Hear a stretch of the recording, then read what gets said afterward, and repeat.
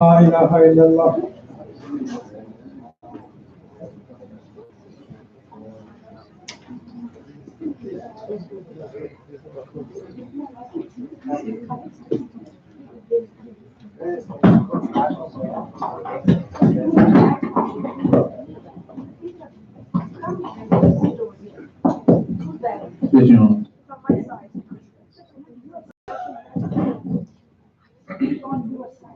الله. الحمد لله رب العالمين الرحمن الرحيم مالك يوم الدين إياك نعبد وإياك نستعين اهدنا الصراط المستقيم صراط الذين أنعمت عليهم غير المغضوب عليهم ولا الضالين.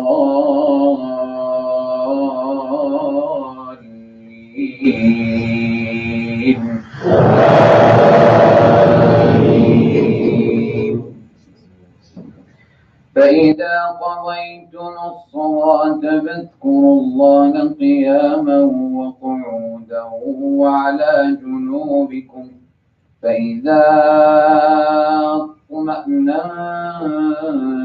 فأقيموا الصلاة إن الصلاة كانت على المؤمنين كتابا موقوتا ولا تهنوا في ابتغاء القوم إن تكونوا تألمون فإنهم يألمون كما تألمون وترجون من الله ما لا يرجون وكان الله عليما حكيما.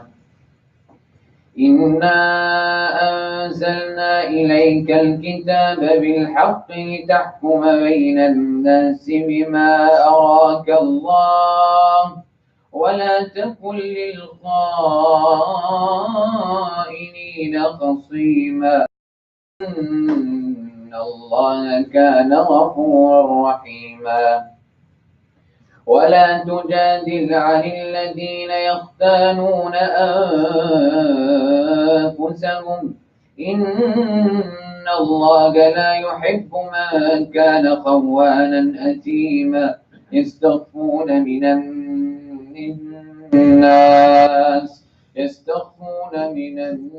الناس ولا يستخفون من الله وهو معهم إذ يبيتون ما لا يرضى من القول وكان الله بما يعملون محيطا.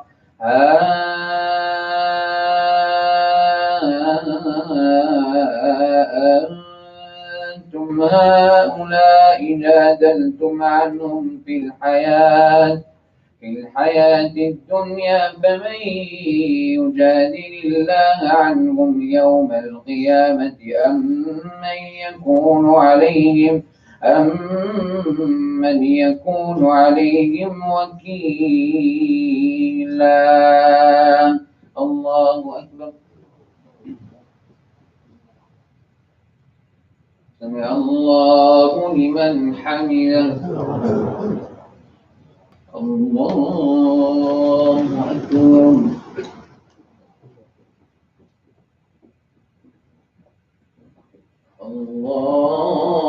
الله أكبر. الله أكبر.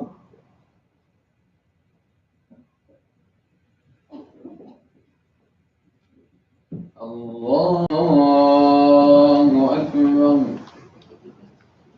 الحمد لله رب العالمين الرحمن الرحيم مالك يوم الدين إياك نعبد وإياك نستعين اهدنا الصراط المستقيم صراط الذين أنعمت عليهم غير المغضوب عليهم ولا الضالين.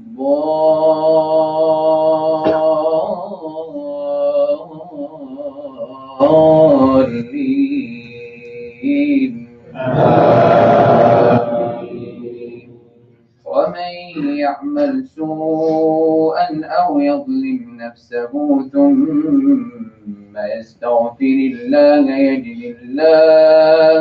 يجد الله غفورا رحيما. ومن يكسب إثما فإنما يكسبه على نفسه وكان الله عليما حكيما. ومن يكسب خطيئة أو إثما ثم يرم به بريئا فقد احتمل بهتانا وإثما مبينا. ولولا فضل الله عليك ورحمته لهم طائفة منهم أن يضلوك وما يضلون إلا أنفسهم وما يضرونك من شيء. وأنزل الله عليك الكتاب والحكمة وعلمك ما لم تكن تعلم وكان فضل الله عليك عظيما. لا خير في كثير من نجواهم إلا من أمر بصدقة أو معروف أو إصلاح بين الناس ومن يفعل ذلك ابتغاء مرضات الله فسوف نؤتيه أجرا عظيما. الله أكبر.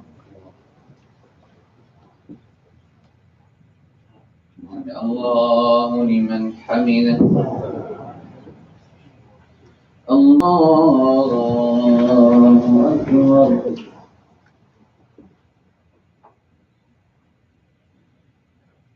الله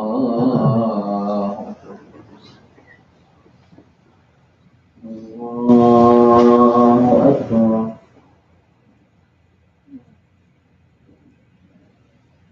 الله أكبر.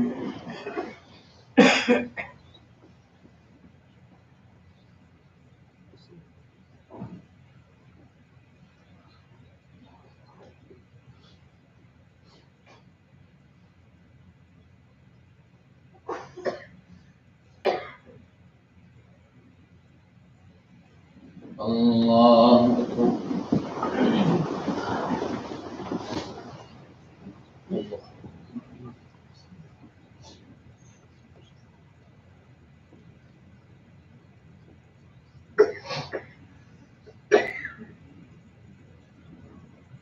الله سمع الله لمن حمده. الله أكبر.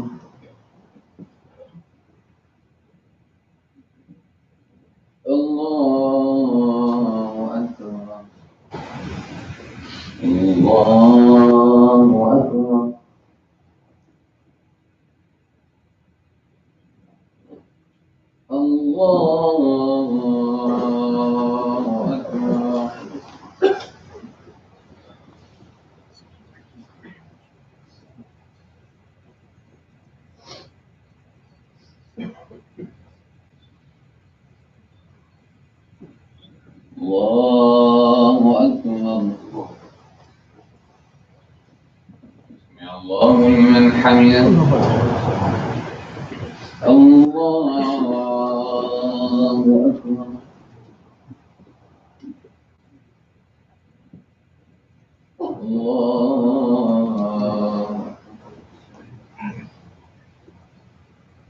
الله أكبر.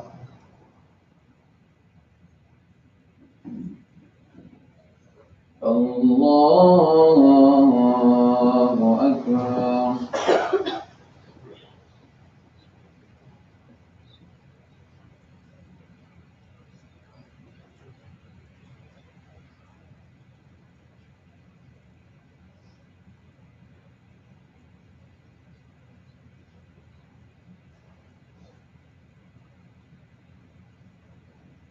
السلام عليكم ورحمة الله. السلام عليكم ورحمة الله.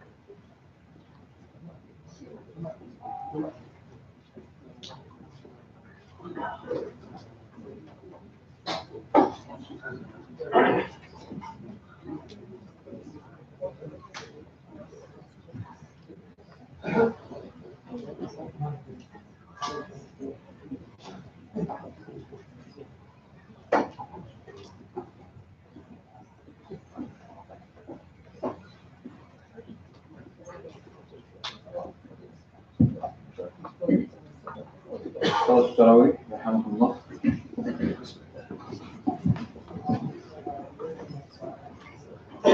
الله أكبر. الحمد لله رب العالمين الرحمن الرحيم مالك يوم الدين إياك نعبد وإياك نستعين اهدنا الصراط المستقيم صراط الذين أنعمت عليهم غير المغضوب عليهم ولا الضالين.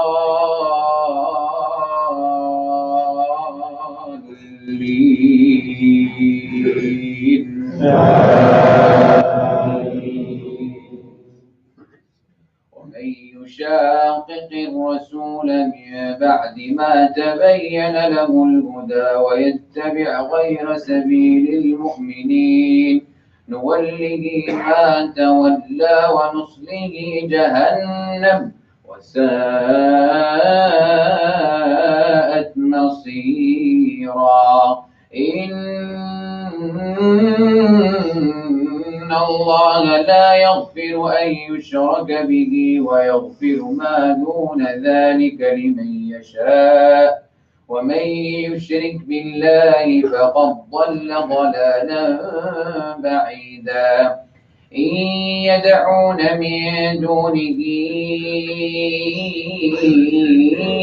إلا إناثا وإن يدعون إلا شيطانا مريدا لعنه الله وقال لأتخذن من عبادك نصيبا مفروضا ولأضلنهم ولأمنينهم ولأمرنهم فليبتكن آذان الأنعام ولأمرنهم فليغيرن خلق الله ومن يتخذ الشيطان وليا من دون الله فقد خسر خسرانا مبينا يعدهم ويمنيهم وما يعدهم الشيطان إلا غرورا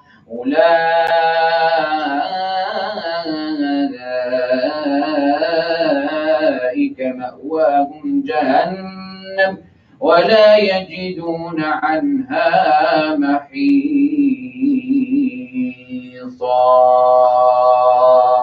الله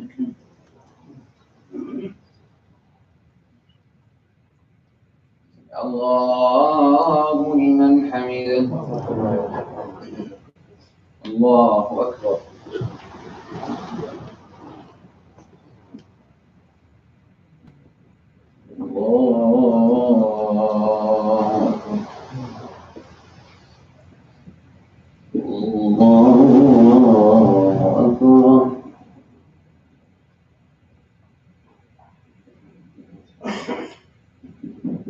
الله أكبر الحمد لله رب العالمين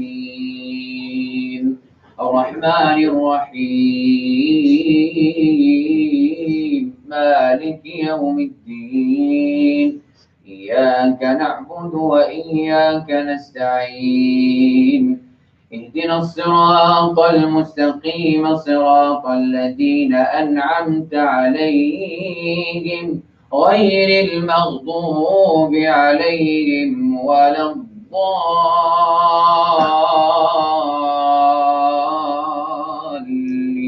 الضالين والذين آمنوا وعملوا الصالحات سندخلهم جنات تجري من تحتها الأنهار خالدين فيها أبدا وعد الله حقا ومن أصدق من الله قيلا ليس بأيمانكم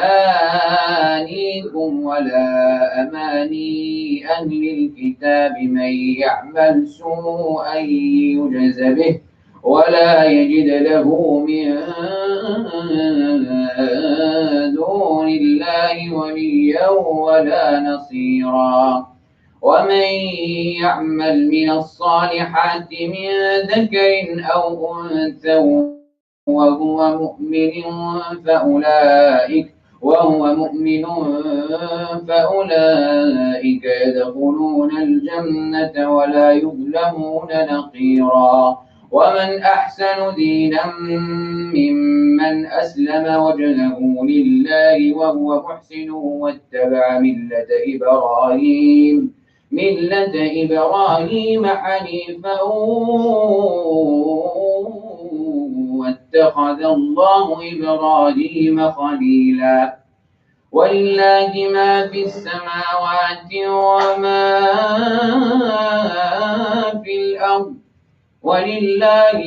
في السماوات وما في الأرض وكان الله بكل شيء محيطا ويستفتونك في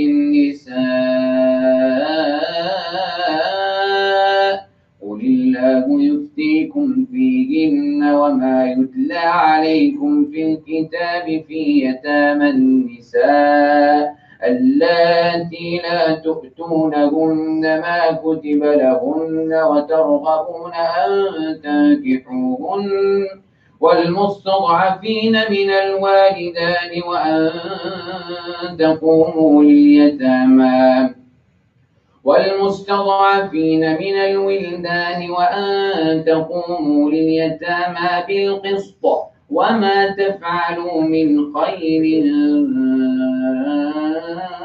فإن الله كان به عليما الله أكبر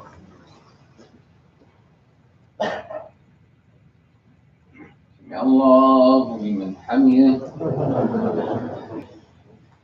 الله أكبر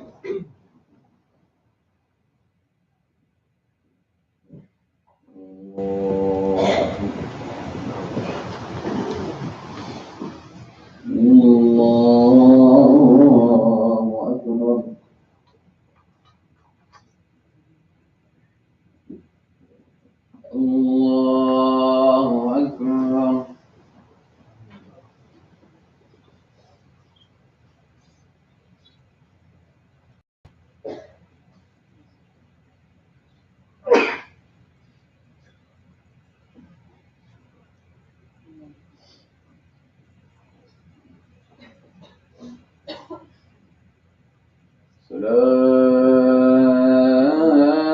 السلام عليكم ورحمة الله. السلام عليكم ورحمة الله.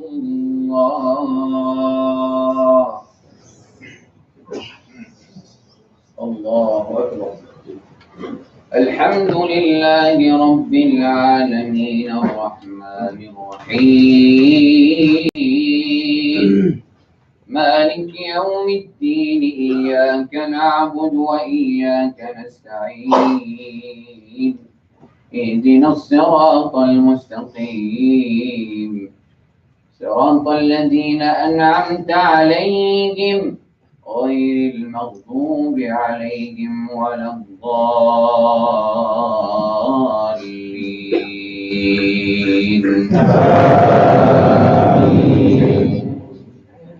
وإن امرأة خافت من بعلها نشوزا أو إعراضا فلا جناح عليهما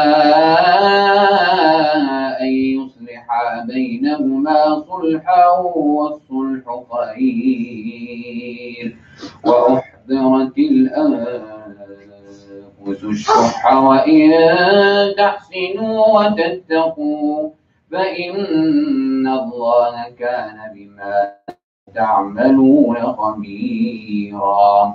ولن تستطيعوا أن تعدلوا بين النساء ولو حرصتم فلا تميلوا كل الميل فتذروها كالمعلقة وإن تصلحوا وتتقوا فإن الله كان غفورا رحيما. وإن يتفرقا يغن الله كلا من سعته وكان الله واسعا حكيما. ولله ما في السماوات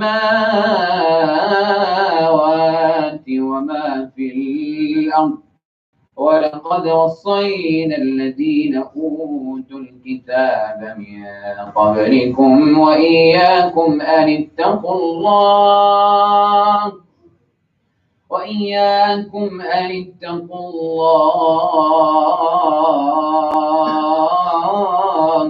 وإن تكفروا فإن لله ما في السماوات وما في الأرض وكان الله غنيا حميدا. ولله ما في السماوات وما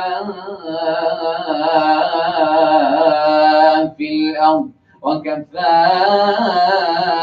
بالله وكيلا. إن يشأ يذهبكم أيها الناس ويأتي بآخرين وكان الله على ذلك قديرا. من كان يريد ثواب الدنيا فعند الله ثواب الدنيا والآخرة وكان الله سميعا بصيرا. الله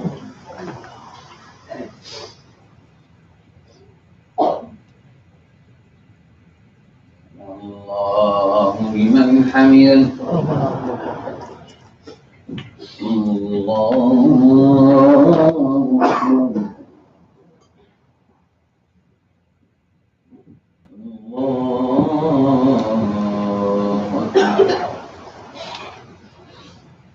الله أكبر.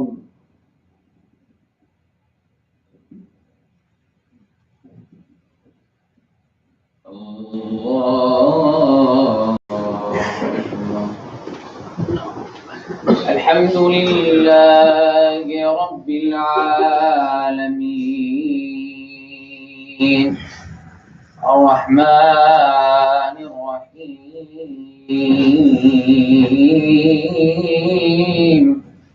مالك يوم الدين إياك نعبد وإياك نستعين اهدنا الصراط المستقيم صراط الذين أنعمت عليهم غير المغضوب عليهم ولا الضالين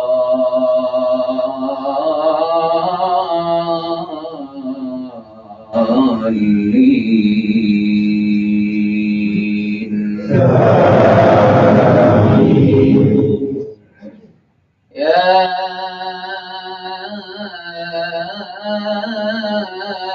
أيها الذين آمنوا كونوا قوامين بالقسط شهداء لله ولو على أنفسكم أو الوالدين والأقربين إن يكن غنيا أو فقيرا فالله أولى بهما فلا تتبعوا الهوى أن تعدلوا وإن تلوا أو تعرضوا فإن الله كان بما تعملون خبيرا يا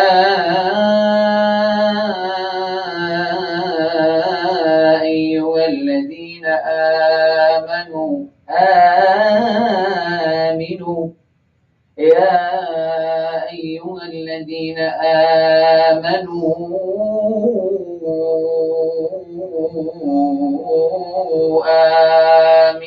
بالله ورسوله والكتاب الذي نزل على رسوله والكتاب الذي أنزل من قبل ومن يكفر بالله وملائكته وكتبه ورسله واليوم الآخر فقد ضل ضلالا بعيدا إن الذين آمنوا ثم كفروا ثم آمنوا ثم كفروا ثم ازدادوا كفرا لم يكن الله ليغفر لهم ولا ليهديهم سبيلا بشر المنافقين بأن لهم عذابا أليما الذين يتخذون الكافرين أولياء من دون المؤمنين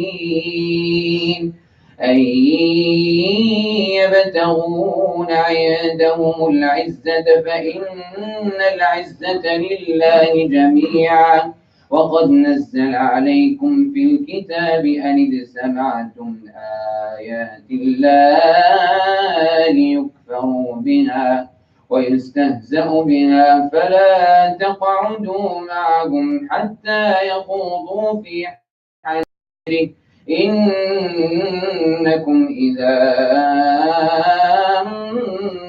مثلهم إن الله جامع المنافقين والكافرين في جهنم جميعا الله أكبر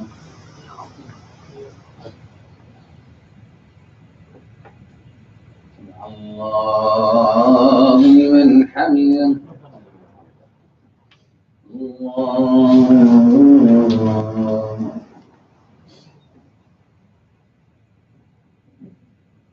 الله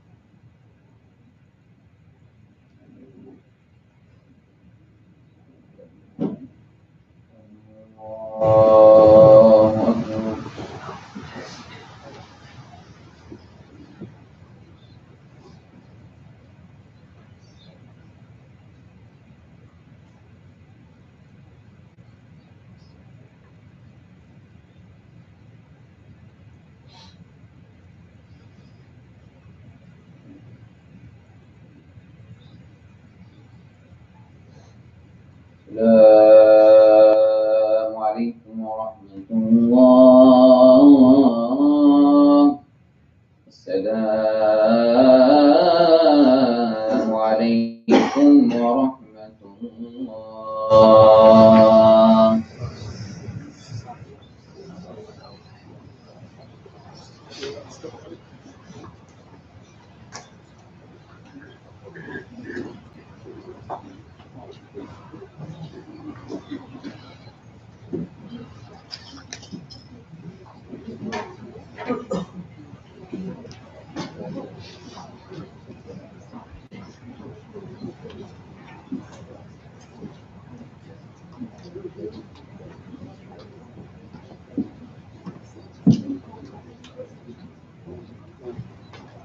الله الرحمن الرحيم الحمد لله رب العالمين والصلاة والسلام على أشرف الخلق وسيد المرسلين سيدنا محمد وعلى آله وصحبه أجمعين. السلام عليكم ورحمة الله تعالى وبركاته. We're continuing with the recitation of the beautiful words of Allah, and tonight's surah is Surah An-Nisa, surah entitled The Woman. And if I were to kind of highlight a few beautiful gems from the surah, it is on the theme of the practical manifestations of faith. Faith is something to be lived, brothers and sisters. It's not just an abstract thing. It's something to be felt right now. And we spoke before of how in Surah Al-Baqarah Allah says, if you really have this feeling, sensation in your heart of Allah and an awareness of Him, you'll walk with this humility. And you'll find yourself confessing your imperfections. People of faith confess their imperfections. They don't walk around with ego. They feel as if they're carrying a burden on their shoulders. Awareness of Allah and His beauty and His perfection, which points them to their shortcomings. Shortcomings with themselves, with Allah, with creation. And you'll find them constantly saying, Astaghfirullah, Astaghfirullah. They don't attribute correctness to themselves. They attribute weakness to themselves, but it's not a weakness that costs somebody their dignity. No, it raises them up. So this is one of their beautiful characteristics, and in tonight's surah, Surah An-Nisa, Allah continues on to further enlighten us with His guidance. So Allah says in the surah, يُرِيدُ اللَّهُ لِيُبَيِّنَ لَكُمْ وَيَهْدِيَكُمْ سُنَنَ الَّذِينَ مِنْ قَبْلِكُمْ وَيَتُوبَ عَلَيْكُمْ. If I were to ask you, what do you think Allah wants? We all walk around with different thoughts about Allah, attributing different intentions to Allah. If I were to summarize in a couple of statements, what does Allah want from me? What do you think He wants? Allah tells us in this surah, يُرِيدُ اللَّهُ لِيُبَيِّنَ لَكُمْ. Allah says concerning Himself, Allah wants what for you? He wants to teach you and explain to you. Who explains? Someone interested. Someone who cares, wants to explain. Allah doesn't just send instructions, Allah explains because He wants to raise us up. He says, I want to invite you to this enlightenment, to explain to you, to show you the ways of those before you so that you can become better. He wants to improve us, brothers and sisters. We hurt ourselves. We hurt ourselves with our choices, with our decisions, with our passions, desires, and ego. Hurt ourselves and hurt people around us. We walk unconsciously. Allah says, I want to raise you up and guide you. Are you interested in my guidance? Those who have faith acknowledge that they need the guidance of Allah. Ihdina sirata al-mustaqim. They beg, Ya Allah, guide me. Ya Allah, guide me. I'm full of shortcomings. I need to be enlightened. I'm not going to be one walking around thinking, I'm right. Notice me. Right? No. They walk around recognizing this beautiful gift of Allah that He wants to guide us. And this is why I want to invite you to me. Bring you closer. That's affection and care. That's what Allah declares to be His interest.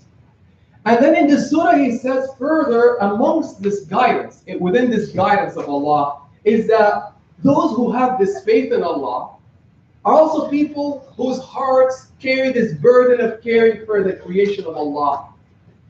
You see, brothers and sisters, faith again is not an abstraction, but it involves a practical manifestation, and the way it manifests itself is in our limbs, is in our energy, is in our walk, is in our presence. You see the light of a person that is in their hearts. Nobody knows about it, but it shows up in their limbs. So Allah says in this surah, Surah An-Nisa, a surah entitled The Woman, that if you have faith, show me your faith within your home. Don't just show up to a masjid and perform these rituals while hurting others. Those who have faith are humble acknowledge their weakness, they don't hurt a thing. They uphold justice. This is the surah of justice. It involves understanding how to deal with the creation of Allah. Those who are closest to Allah are softest to His creation.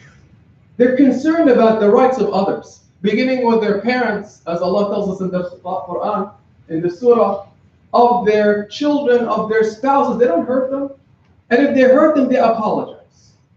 They walk around interested in giving joy and comfort to everything around them. They walk humbly on this earth. That's what Allah describes those who believe in Allah to be like.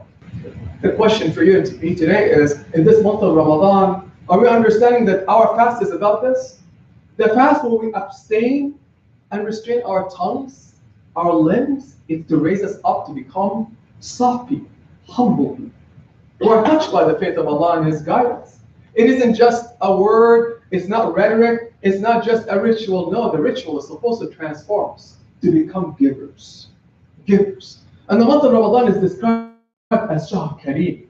What is Kareem? Generous. What we're looking for is to witness the generosity of Allah, and we're already witnessing it. You wouldn't be here otherwise.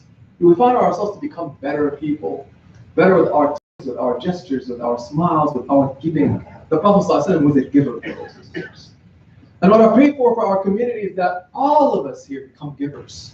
Those who carry on their shoulders the concern for the cause of Allah on this earth, the concern for the cries and the broken hearts, the concern for the places that allow us to remember Allah, including His. So I ask you today, brothers and sisters, in conclusion, and in honoring this beautiful surah of An-Nisa, is what have we done for people around us? Because that's really the test. That's the practical manifestation. That's the fruit of faith. That's the sign of a tree that is beautiful. It projects beauty, gives beauty. When you look at it, you're inspired.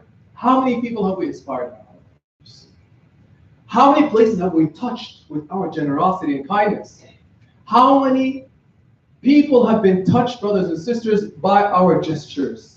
How many tears have we wiped? How many hearts have we lifted? And souls that are broken have we healed? That is faith, brothers and sisters. That's faith being lived right now as you get up today and walk. And in conclusion, I appeal to you, brothers and sisters, because this is indeed the month of giving. The month of giving. Allah asks, where are the givers? Where are also the takers? This month of Ramadan is supposed to transform us from takers who are concerned for themselves only to people who carry on their shoulders a bigger cause of Allah on this earth. And believe me, Allah doesn't need us. This masjid doesn't need us. But I conclude with this. In this blessed month of Ramadan that Allah gives us to give, He presents us a gift that is giving, generous. We witness it already. We see it, we feel it. How many of us are going to say, SubhanAllah, I want to be a generous person, kind person, like the Prophet ﷺ, who never held back. Because in giving, I gain. You see, brothers and sisters, this is a sign of faith, of those who trust in the hands of Allah. You want healing, brothers and sisters, in this month? It's not going to just rest on the ritual. It's going to rest on exertion and giving. Giving from our best, as Allah says in this surah, الَّذِينَ يَبْخَلُونَ وَيَأْمُرُونَ النَّاسَ بِالْبُخْلِ وَيَكْتُمُونَ مَا آتَاهُمُ اللَّهُ مِنْ فَضْلِهِ. He describes another category of people who hold. He says, those are miserly. And command others to be miserly. Worse, they don't want to give, they want to use. And they want others not to give as well. And he says they conceal what Allah has given them. Wow, Allah is angry with them. We ask Allah tonight that He makes us among those who give, who serve, because this could be the last month of Ramadan. A sister of ours, Sister Fatima, her mother just died just today in Pakistan. She traveled there, and her, subhanAllah, she was notified of her mother's illness, sudden illness, and she just notified me today that her mother passed away. She's going to be buried tomorrow. I said, SubhanAllah. Last Ramadan, she didn't even witness it. On the first day of Ramadan, she felt ill. And so many others. Rahim, your close relative is in the hospital. So many people we know closely. This is their last Ramadan, or last Ramadan was the last Ramadan of their lives. I ask you today, brothers and sisters, what are we going to give? Please, please, please understand this appeal. This is not just another appeal. This is your masjid.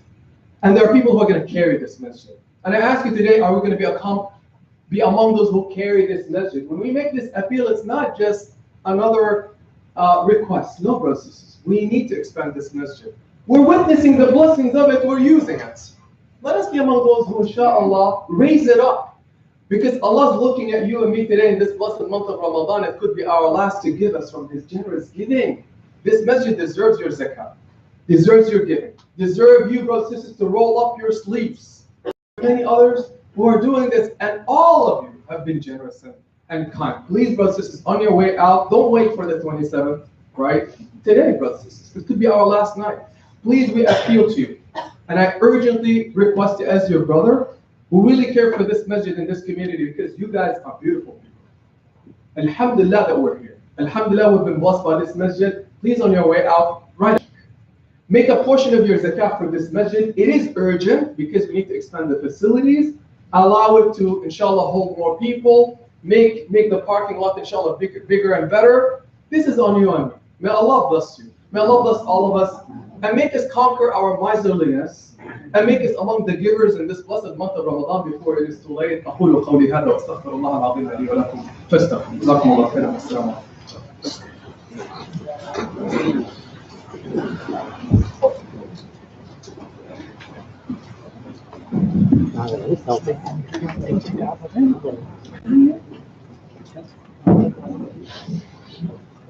الله أكبر.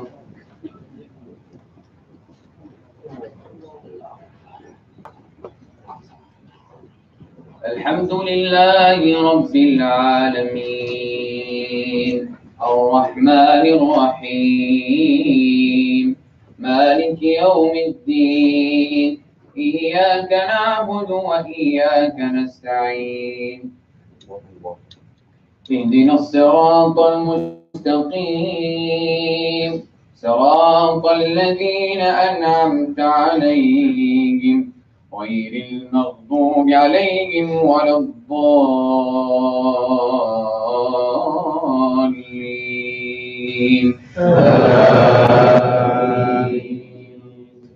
الذين يتربصون بكم فإن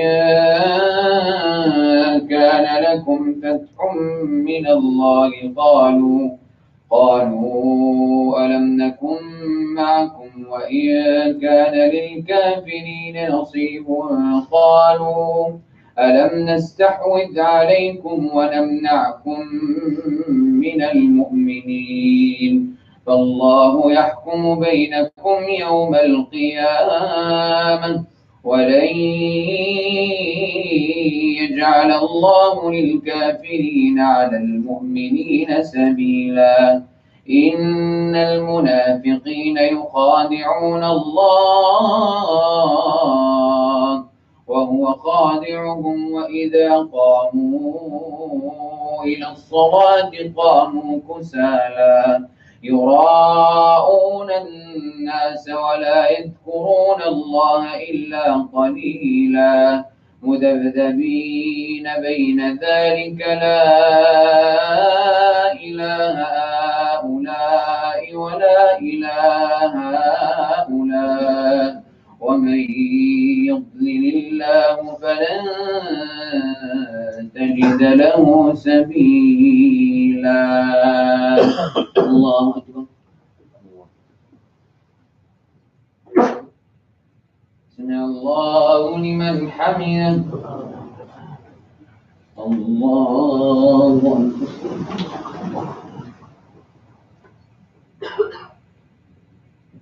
الله أكبر الله أكبر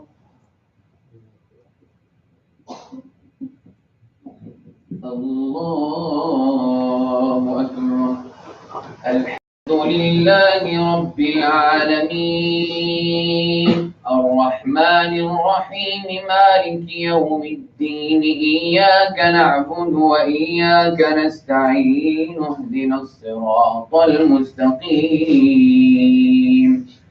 صراط الذين أنعمت عليهم غير المغضوب عليهم ولا الضالين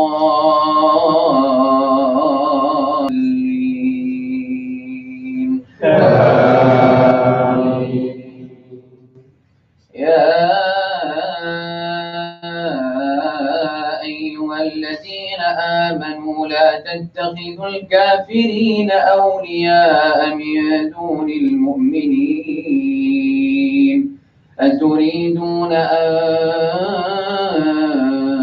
تجعلوا لله عليكم سلطانا مبينا إن المنافقين في الدرك الأسفل من النار ولن تجد لهم نصيرا إلا الذين تابوا وأصلحوا واعتصموا بالله وأخلصوا دينهم لله فأولئك مع المؤمنين وسوف يؤتي الله المؤمنين أجرا عظيما ما يفعل الله بعذابكم إن شكرتم وآمنتم وكان الله شاكرا عليما. الله أكبر. سمع الله لمن حمده. الله أكبر. الله أكبر. الله أكبر. الله أكبر.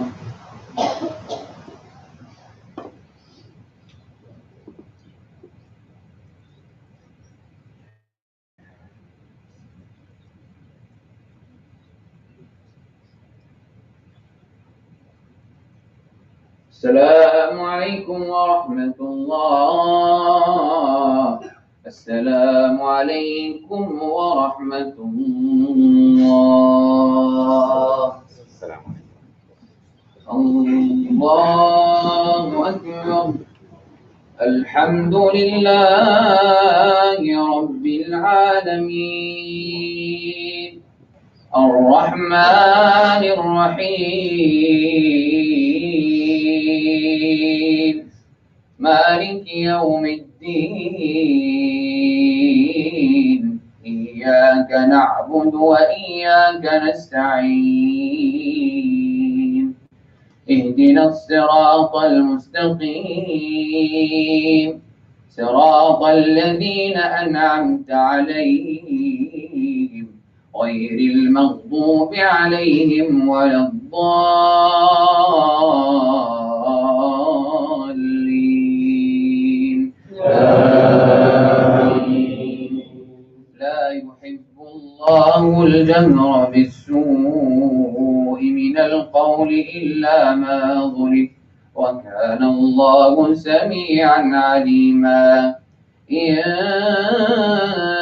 تبدوا خيرا أو تخفوه أو تعفوا عن سوء فإن الله كان عفوا قديرا.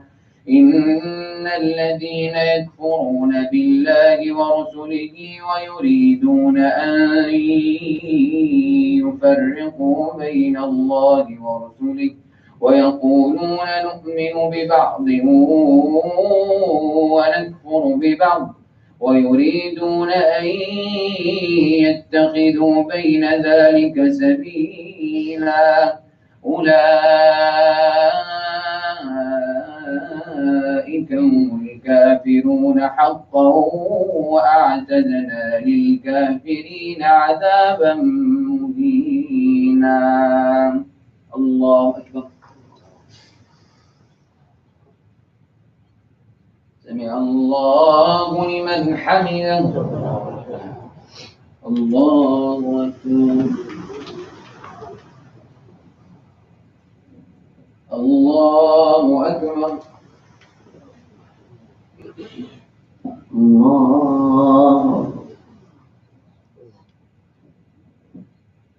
الله أكبر. الحمد لله رب العالمين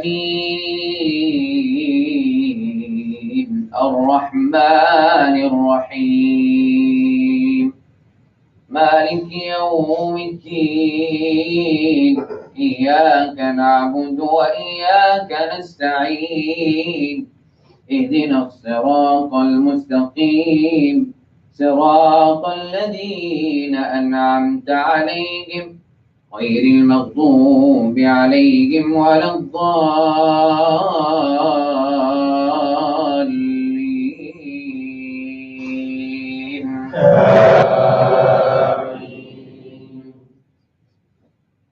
والذين آمنوا بالله ورسله ولم يفرقوا بين أحد منهم أولئك سوف يؤتيهم أجورهم وكان الله غفورا رحيما. يسألك أهل الكتاب أن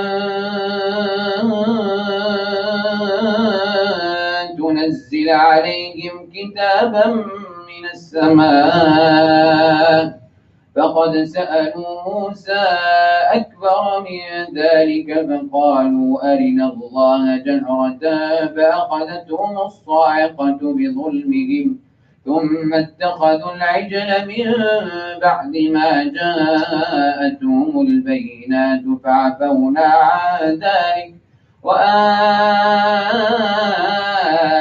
وآتينا موسى سلطانا مبينا ورفعنا فوقهم الطور بميثاقهم وقلنا لهم ادخلوا الباب سجدا وقلنا لهم لا تعدوا في السبت وأخذنا منهم ميثاقا غليظا.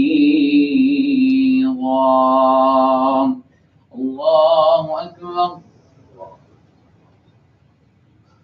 سمع الله لمن حمده. الله أكبر. الله أكبر. الله أكبر. الله أكبر.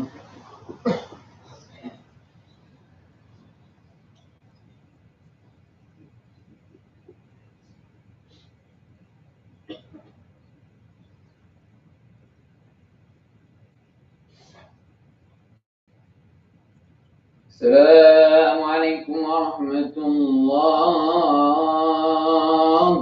السلام عليكم ورحمة الله.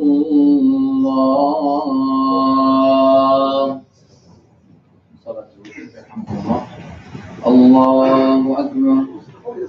الحمد لله رب العالمين الرحمن الرحيم مالك يوم الدين إياك نعبد وإياك نستعين اهدنا الصراط المستقيم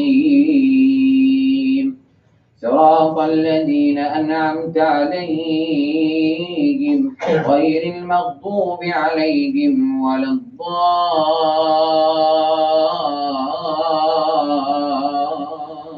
الضالين.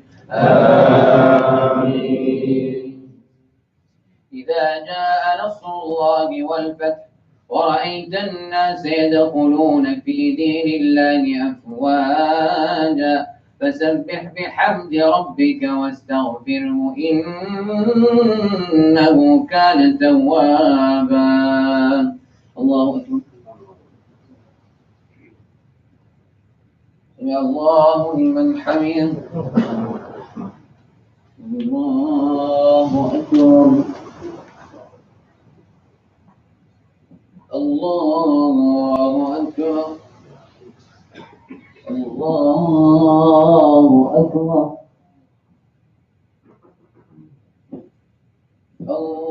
الله أكبر. الحمد لله رب العالمين الرحمن الرحيم مالك يوم الدين إياك نعبد وإياك نستعين اهدنا الصراط المستقيم صراط الذين أنعمت عليهم غير المغضوب عليهم ولا الضالين.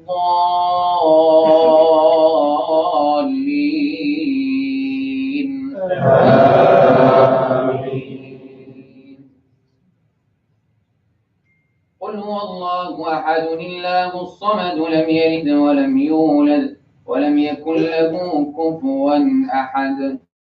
الله سمع الله لمن حمده. الله أكبر. الله أكبر. الله أكبر. الله أكبر.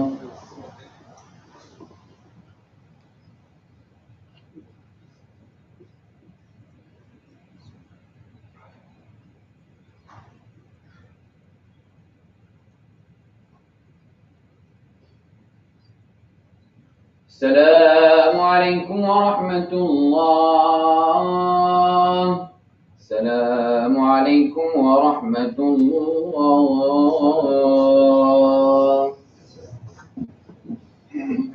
الله أكبر. الحمد لله رب العالمين الرحمن الرحيم مالك يوم الدين إياك نعبد وإياك نستعين اهدنا الصراط المستقيم صراط الذين أنعمت عليهم غير المغضوب عليهم ولا الضالين.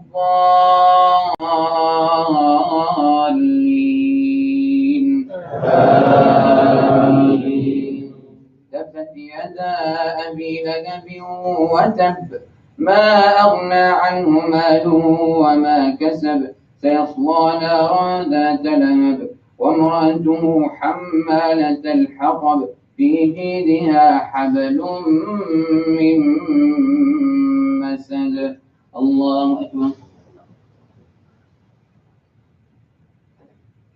سمع الله لمن حمده.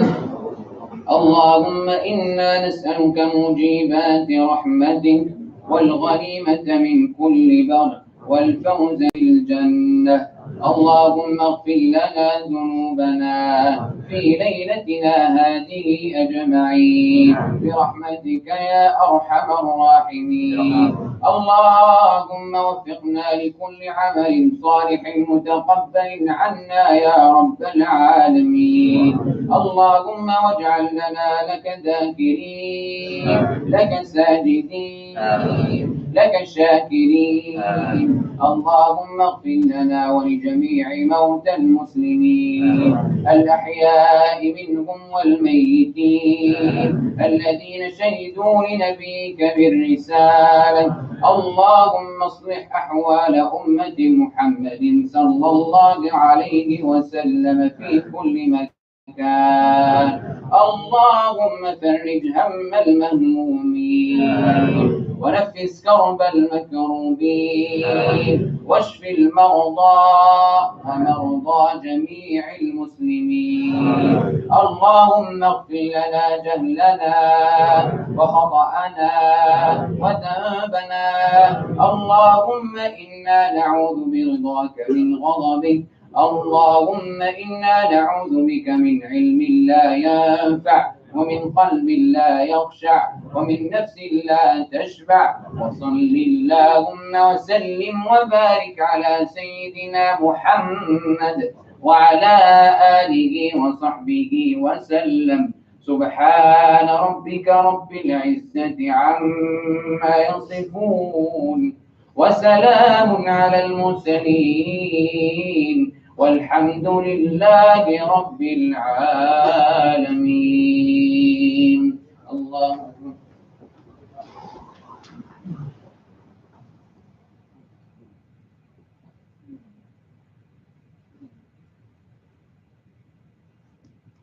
الله أكبر. الله أكبر.